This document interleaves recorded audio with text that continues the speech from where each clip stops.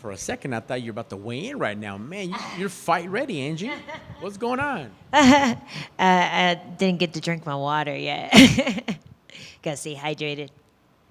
Looking great, feeling good. How's everything? How's the vibe in Vegas? How you doing?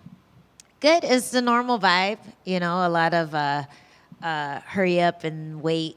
A lot of hanging out in the hotel room, wishing that it was time to weigh in and eat yet already. I mean, but yeah, the vibe's been chill. Everyone on the fight card seems really happy to be here, and I think that's always the case when you have a card like this. Where there's a lot of people trying to make names for themselves. This is one of those cards where you see a lot of up and comers just kind of bursting onto the scene, and that bonus is up for grabs. So everyone's kind of feeling themselves right now.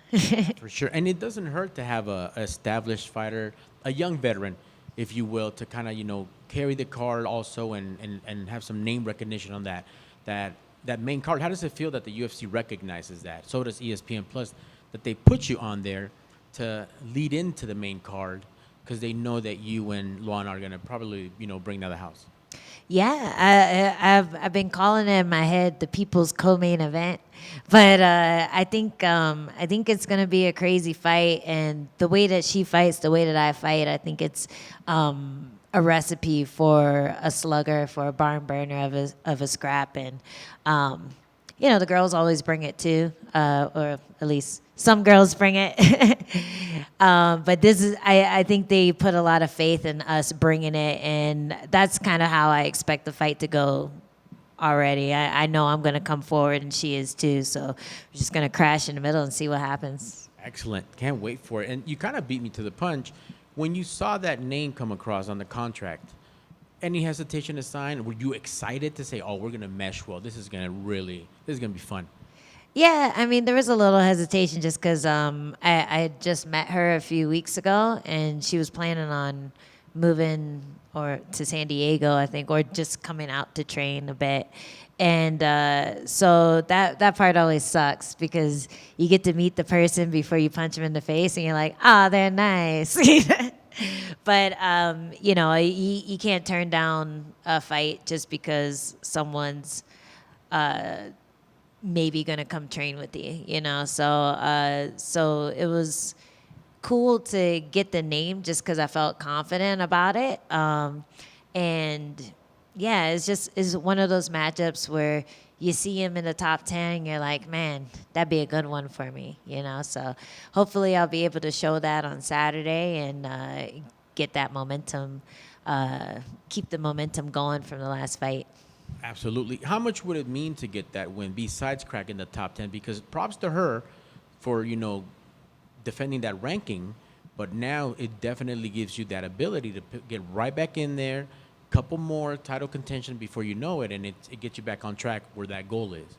Yeah, I'd love that. It's also a tough test for me because she's young, she's aggressive. I'm proving a lot to myself just by getting in there and beating up on someone like that. So if this is what the top 10 looks like, I'm really feeling confident about it. You have a lot of younger up and coming fighters in the top 10 now. Before it was kind of like a stalemate with all the people from my generation who had made it or fought for the title. They were all just bogging it up. But now you have people like Lupi, who I beat, people like Ricci up there. And I feel like there's a lot of names for me to match up against now that I haven't already fought. And you have been there, done that. We've seen you main event on the poster, 25 minutes, 15 minutes, whatever. Was this a little bit of it's nice to downshift back to 3 rounds at all, or do you have a preference? Oh yeah, 3 rounds is a breeze, compared to 25 minutes. That's a long time. I can't even meditate for 25 minutes, fighting for 25 minutes is long. But it's good for me because I have to start fast. I can't chill for a round, see what's going on, and then start my game plan. I just have to jump in there and get going. And I think whenever I get into a fight right as the bell rings, then I usually have a better fight, or at least a more exciting fight. That's usually when I get a bonus if I don't lose, or if I don't win. That's usually when I get a bonus. So I think whenever I fight like that, I'm just on my A game, and I think this is the type of fighter that's going to bring it out of me. That's excellent. And last for me, you've been in Vegas before. You have a routine, I'm sure. Great team behind you. But I know you're still a student of the game and you love what you do. What new tricks? What can you show us this weekend? What can we look forward to? I can't tell you that. I've just been putting a lot of my time and effort into my grappling, and every time I get out there, I feel like it looks a little better. But aside from that, I just think I've been blending everything well. And yeah, I don't know. I just feel more like an MMA fighter than anything. Like when I go to Muay Thai sparring, I'm like, ooh, I'm an MMA fighter. This feels weird, And same when I grapple. So I feel like I've really come into my own a little more each camp, and this one's gonna be more of the same. That's awesome. One follow-up, sorry. Another thing we've been able to see now is you shine on the social media stuff, on the mic, if you will, with Jessica. How fun has that been and added to your game, if at all? You guys doing your Two Straws and everything? Yeah, doing our little Two Straws podcast. It's really helped me hone my skills when it comes to talking about fights. I feel like my knowledge of fights, like my library in my head to pull from, is a lot bigger. And it gives me a lot of things to try in the gym. Like I'll watch something, or I'll watch tape on someone, and I'll just be like, man, what was that choke? Or man, what was that kick? And then I'll try it in the gym, and if it works, I'm like, oh, that's my move now. So that part really helps, just analyzing stuff, being able to do it with such a fun co-host as my training partner, Jessica Pinheiro. She, it's been a lot of good practice for transitioning into that after I'm done here fighting, punching people. I appreciate it. Thank you so much, and good luck on Saturday. Thanks. Thank you. What's with the UFC throwing Brazilians at you? I don't know. Brazil. I thought Brazil liked me, but they're like, one more. Let's see what happens with this one. Obviously back at the Apex, fought in enemy territory last time. How was that experience? And now that you've had some time to reflect on that win, how do you feel about it? It was actually really fun. I enjoyed going to Brazil. I was sad I didn't get to go somewhere again for this fight. But being in Sao Paulo was fun. I had a little entourage, and my coach Johnny and then my teammate Wilson Hayes were both there. They were both from Sao Paulo, so I felt really taken care of. I felt like, I wasn't on the hit list. No one was gonna drop something in my water or try to mess up my gloves or anything backstage. But the Brazil crowd was really cool. There was only one moment that they said "U vai morrer" during my fight, and then they were very respectful after that. So I was happy about that. But I had a lot of fun in Brazil. I love traveling for fights. I'm hoping to travel for the next one, whether it's in America or somewhere else. But the whole point of being able to do this is to get out there and meet people. So whenever I'm in the Apex, I'm a little sad about the fact that you don't get that fan interaction. You don't get to feed off of their energy in the arena. But winning this is gonna get me that opportunity to do that. And finally, you shut down another young contender, or I guess a little young prospect. It kind of seems like that's your game. You just kind of, they think they're going to get one up on you, and you shut them down. Is this kind of the same storyline coming into this fight? Yeah, she's a young prospect. She's trying to shut me down. I'm trying to shut her down.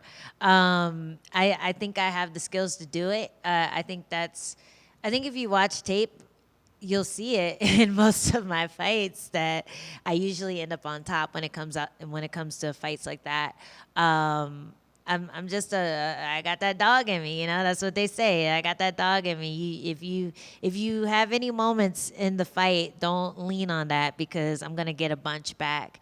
And you know, I still think back to that Lemos fight and what would have happened if the judges had seen it my way. I think back to a lot of my close decisions, and if anything, that just tells me that I have to push that much harder to get those wins and to get those dominant wins, to get finishes even. Like that's the biggest goal. And if anything, someone who's a little green, who's a little overly eager to finish you, they're going to give you the opportunities to finish them. So I think if anything, it's kind of a blessing that I keep getting these fights because it's like, okay, almost there, 1 inch closer. Okay, I'm going to get him this time. And I think that's going to be the thing that really sets me apart from the rest of the strawweights in the top 15 if I'm able to put a couple finishes together in a row. And then finally, it's been 5 fights since that Amanda Hemos fight, but also 5 fights since your last split decision. So hopefully, no more split decisions ever, ever. Are you hoping that? I put the split decisions behind me. They never happened. Yeah, I just. It's something that I can't focus on. It's like the rankings. It's like you know, whatever. I can't focus on things I can't control. What I can control is being dominant or trying to be dominant, being active, being aggressive, not sitting back when there's a lull in the fight or taking advantage of those moments, changing things up. Just getting in their face as much as possible. Like those are the things I can control, and whether they see a fight for me or not, like I just have to focus on the performance. So yeah, obviously, hopefully I don't lose in a dumb way like that. But but what I'm more concerned about is just, you know, how I perform. I know what I can do. I know what I'm capable of. So I just want to put that on paper on Saturday night and show people that I belong. Hi, Angela. Hey. I'm just curious. There's been some rumors recently about the future of Invicta. Is it continuing? Is it not? I'm just wondering if you can talk to me about what that promotion means to you and what it means to women's MMA. It was a big proving ground. When I got into the UFC, it's ancient history now, but when I got into UFC, I only had one fight. It was some random promotion in backwoods in North Carolina, and then I went on tough. I lost a couple and then got cut. Invicta scooped me up right away, and because it was such a proving ground, I remember back when I would look at what internet trolls say, everyone was like, oh, she's going to do horrible in Invicta. She's going to suck in Invicta. And I was able to win 4 in a row, get the title, and get back into the UFC. So I feel like the road to come back into the UFC would have been a lot harder if it wasn't for a promotion like Invicta. Every fight is an all-female card, and you get a lot of top contenders on there just because of that. So I feel like it was a really important promotion. We haven't really seen them put on as many shows recently. I hope someone snatches them up and gives them a lot of money to keep doing that, because it was a really important show when I was coming up. It was important before Tough, too, because strawweights weren't in the UFC. When I got on Tough, I was like, oh man, this Invicta fighter and this Invicta fighter are on the show, you know? So I was kind of starstruck just because that was the only exposure I had to female fighters. So I feel like they can keep using that to keep keep the show going. I'm working for Cage Warriors right now, and they do a similar thing with the UK fighters or with the fighters in Europe, and they have that long history like Invicta does. So I'm hoping Invicta stays active and keeps doing what they do, because that's how you're going to get better and better women in the UFC and in other promotions, by having that proving ground where they're just putting fights on and a bunch of chicks get to fight each other and see who comes out on top. And last and most important question for me, man or bear? Have you heard it? No. Question? Would you rather go into the woods with a man or a bear? Be alone in the woods with a man or a bear? Depends on the man. Is that what everyone's saying? Well, most women are saying bear. Yeah, it's a feminist thing, so I'm just curious. If it was my husband, Well, definitely is it the man. Strange man or strange bear? Oh, strange man. Yeah, because it's How not going to be a man you strange. know. A stranger. I should not a strange man. I don't know. I'm an MMA fighter. I don't scare that easily. Bears will fuck me up. They could have a better chance with a strange guy. It's funny you mentioned the Ultimate Fighter. We've seen veterans go back and do the Ultimate Fighter again. What would Angela Hill in the Tough House be like now? Right now? Yeah, or- if you ever went back as now with all the life experience you've had since then, Ah. what would you be like in the house now? Man, I feel like I dominate just because, if everyone else wasn't themselves, I'd have experience on them. But I don't know. I think I've finally come full circle to my mentality back then. When I was 1-0 on Tough, I thought I was going to destroy everyone, and then I got humbled. But now that I've done a ton of fights, now that I've rounded out my skills everywhere, I'm back to that point where I feel like I can destroy everyone. It's just a matter of doing it. So That's awesome. Last question. You mentioned the Apex and how you obviously would rather fight in front of fans. I think most fighters think the same way, and we've heard Dana say recently that we're trying to get out there. We're trying to get out of the Apex. Do you feel like you can't fight to your best ability here in like an Apex without like maybe the fans? Like, do the fans allow you to go into that extra gear maybe, or go Super Saiyan? Like, what's the difference? Are you able to fight to your best ability here in the Apex without a crowd? I just think it's easier to fight with a crowd because they're hyping you up. It's like someone's saying world star, like you're not going to walk away from the fight, then you got to do something. So you don't have that in the Apex, not to the same extent. You hear people a little bit, but the coaches are loud and clear. And it's like sparring kind of, but at the same time, a lot of people perform better at the gym. So I think it's just a mentality shift. You got to figure out where you get your energy from. Are you going to use these outside sources to make you put on a better performance, or are you going to dig within and use the grunts of your opponent to push you forward? So I think it's a lot easier to get in that space when there's a crowd pushing you and watching you and oohing and on. But I think the fighters who are more mentally strong, they're going to still do well in the Apex, but it definitely makes a difference. Yeah, and I'm sure coming to Vegas, everybody thinks about T-Mobile Arena. They think about fighting down by the Strip. Yeah. And then I'm sure it's maybe not as exciting when you say no, we're not quite on the Strip. We're off of the freeway in a warehouse type thing. But is it still as special when you say you're fighting in Vegas, even though you're fighting in the Apex?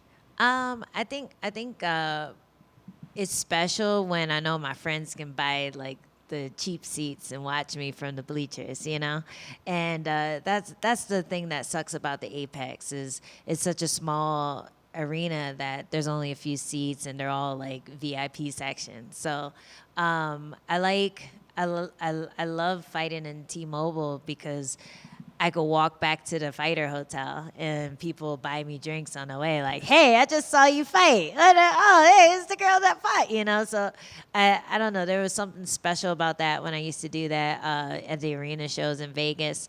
And I'd be happy to move away from the Apex, but at the same time, I'm getting paid to fight in the Apex, so I'm super happy about the consistency of shows too. If we can move away from the Apex but still put on shows as frequently, then I'm all for it. But if not, put me in the Apex show. I don't care. I just want to keep getting money, So the opportunity to make money is always great. But if it were a choice, arena always.